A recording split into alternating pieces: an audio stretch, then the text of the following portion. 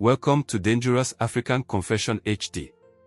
In today's heart-wrenching story, a devoted pastor faces a shocking betrayal from his wife, leading him into a deep spiritual crisis. Will he find redemption, or will his faith be shattered forever? Stay tuned as we uncover the raw truth of love, faith, and betrayal. Before we dive into today's video, don't forget to subscribe and hit the bell icon so you never miss an emotional twist on Dangerous African Confession HD. Let's dive in. I have carried a burden that I never thought I would bear, and today, I am ready to speak. It is not easy to share the deepest pains of my heart, but I have learned, over time, that healing comes through truth. So, I will begin by telling you what I've been through. I remember the day I first felt the call to ministry. I was just a boy, standing in the dusty field of my father's farm in the village, and there was something in the wind, something in my heart, that told me I was meant for more than that. My father always taught me the value of hard work, but he also taught me the importance of God in our lives. He always made me understand that, your hands may till the soil, but it is God who grows the crops. Those words stuck with me, and as I grew older, I knew my purpose was bigger than farming. I left the village and came to the city with nothing but my faith. I worked odd jobs, studied hard, and did everything I could to prepare myself to serve God. The church became my home. I devoted myself entirely to the ministry. I'd spend hours praying, studying the Word, and helping others. I didn't know it at the time, but I was becoming a man who had no room for anything else in his life. Not even love. It was around that same time that I met her, my wife. She was beautiful, yes, but more than that, she was strong in faith. I was drawn to her not just by her outer beauty, but by the way she served in the church, the way she loved God, the way she cared for the people around her. She was everything I wanted. She had a fire in her eyes, a light that I believed could burn with mine. I thought, God has truly blessed me. This is the woman I will walk with, the one who will carry this burden with me. We married quickly, surrounded by the church, by family, by friends. There was joy in the air. We were the perfect couple, the pastor and his wife, the examples of faith and devotion. We thought we had it all. I thought that we were a reflection of what God wanted, two souls, united in faith, serving the Lord together. For years, everything seemed perfect. I devoted my heart to the church, believing that if I gave everything to God's work, I would be blessed in all aspects of life, marriage, ministry, and family. I thought we were both dedicated to the same purpose. But over time, I began to see cracks, small at first, that I tried to ignore. I was so consumed by my work in the church, preaching, counseling, helping, always giving, that I didn't notice the changes in her. I didn't notice how, little by little, she started to pull away from me. You see, when we first married, she would join me for late-night prayers, for Bible study, for everything. But then, slowly, she stopped.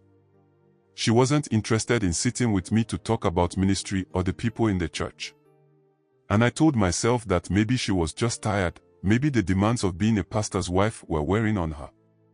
But now, I see it for what it was, her distancing herself. It all started with when I began to notice the late nights.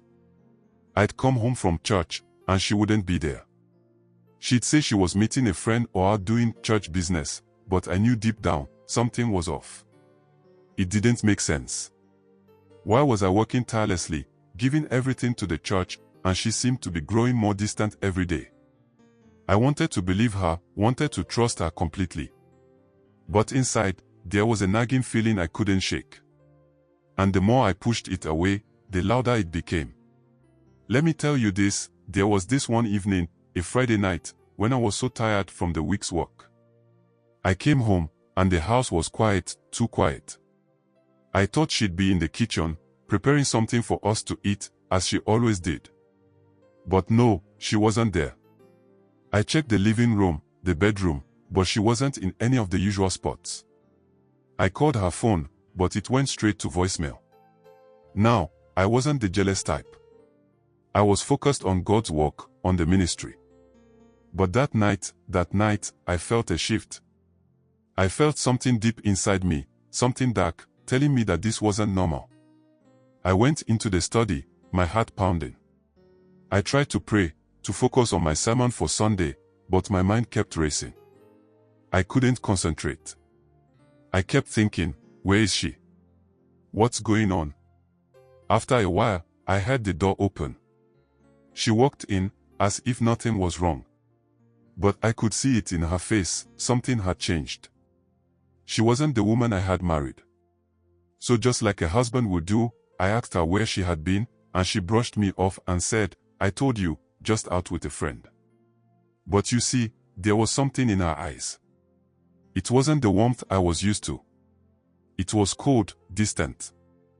And then, I made a mistake. I didn't press her. I didn't confront her. I thought, she's tired. She's just busy with church stuff. But deep inside, I knew I was lying to myself. I knew I was afraid to face the truth. Weeks went by, and the signs only became clearer. She was absent more often, her attention more diverted. There were moments when I'd find her texting in secret, her phone quickly hidden when I walked in.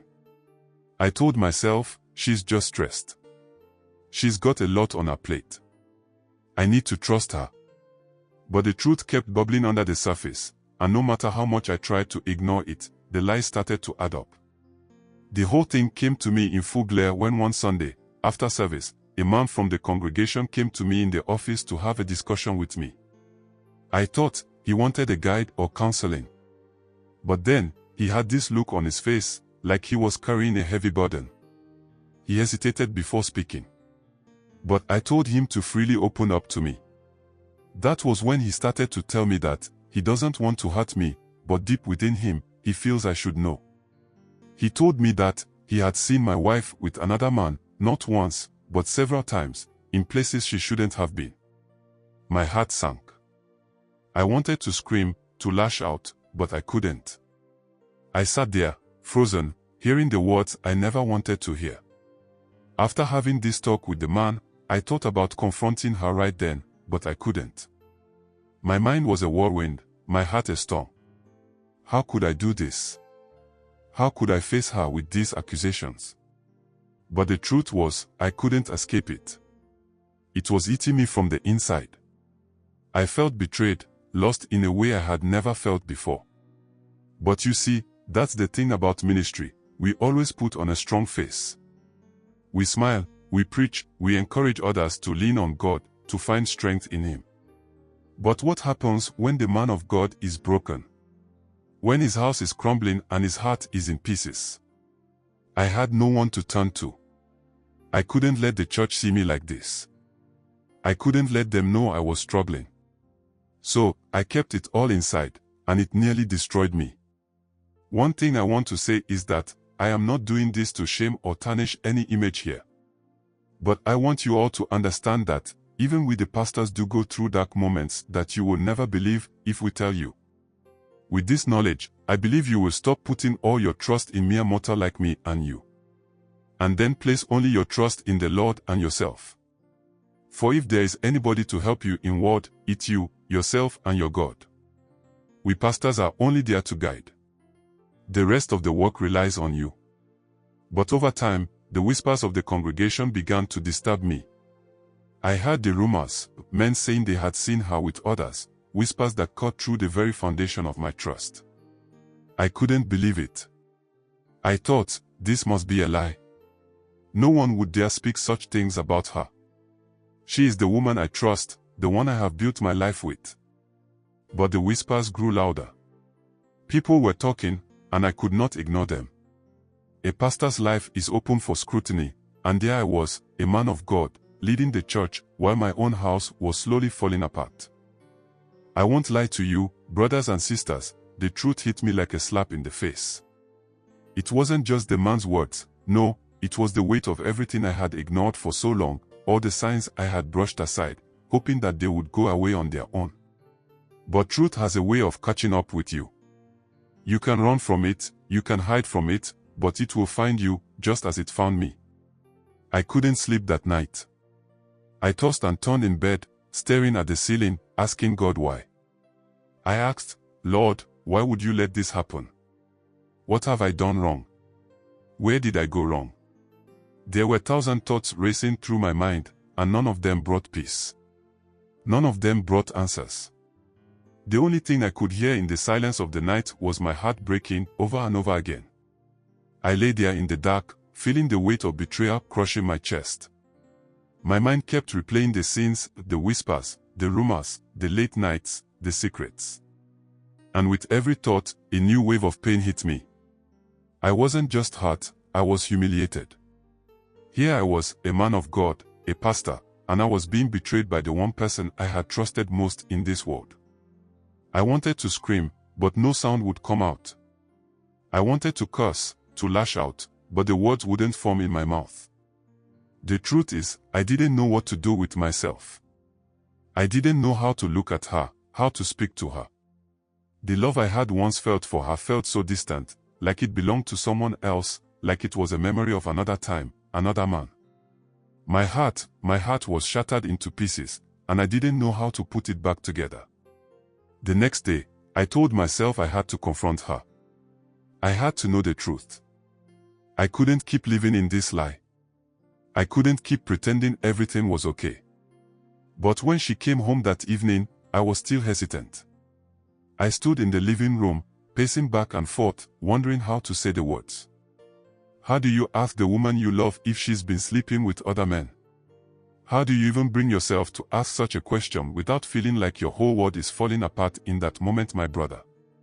You see, how I gathered the courage to ask her that was, when she walked in, and the moment she saw me standing there, she knew something was wrong. Her face, there was a look in her eyes, a mix of guilt and fear, but she still tried to act as if everything was fine. She walked past me without a word, as if I hadn't just learned the most painful truth of my life. I couldn't stand it anymore. I grabbed her by the arm, turned her to face me. She looked up at me, but her eyes were empty in a way that terrified me. So, I asked her where she has been. She stood there, not saying a word, just staring at me. Honestly, I could see the conflict in her eyes, but there was no apology, no regret. I looked at her and asked again if it was true that she's been with them. She still didn't say anything. Then I asked if she has been with other men. And my brother, her answer even broke me the more. She didn't deny it. No, she didn't try to cover it up. She simply looked at me, as if all the lies, all the secrets, were no longer worth hiding. Yes, she said quietly. She said to me that, indeed, she's been with them. And even went further to tell me that she needed something that I couldn't give her. There it was, the cold truth, the betrayal laid bare in front of me. My world crumbled in that moment. You see, there was no remorse, no apology, just cold indifference. She admitted to it without a single tear. She said, I was lonely. Even though you were here, you were never home. You gave everything to the church, but what I needed, you couldn't give. I knew exactly what she meant by that, which I would tell you. So, I asked her if she understands what this means. I told her she's broken our vows, broken my heart. All that my wife told me that very evening was that she didn't know if she can ever give me back what I want. To be totally honest with you, I was lost. I was completely lost. I had trusted her with everything, my heart, my faith, my family, and now it felt like it had all been torn apart in an instant. How could I stand in front of my congregation, leading them with this brokenness inside me? The pain was unbearable. But what hurt the most was the feeling of betrayal, not just from my wife, but from the very people I had served. How could I show my face in the church? But then, it all made sense to me. Why my wife would do such a thing to me. It wasn't just the physical act of infidelity that hurt. No, it was the emotional abandonment, the thought that she had been so lonely, so disconnected from me that she turned to others. Others who should have been nothing more than brothers in Christ. The men in our church, the men I trusted, had taken something I thought was sacred, something I thought I had built with my own hands. How could they? How could they betray me, steal my wife's love, and leave me here with nothing but the broken pieces of my heart? This story serves as a powerful reminder that no matter how strong our faith or our relationships may seem, we are all vulnerable to life's unexpected challenges. Betrayal, pain, and hardship can strike when we least expect them. But it's how we respond, how we rebuild, and how we lean on our faith and resilience that shapes our true strength. If you're going through something similar, remember, no pain is permanent, and healing is always possible. Don't be afraid to seek help, lean on your faith, and always remember that you are not alone. Until we bring you the continuation of this story, if you found something in this story that resonates with you, or if you're struggling with your own journey, drop a comment below and share your thoughts.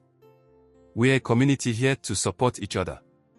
Subscribe for more emotional stories and powerful confessions that dive deep into the human experience.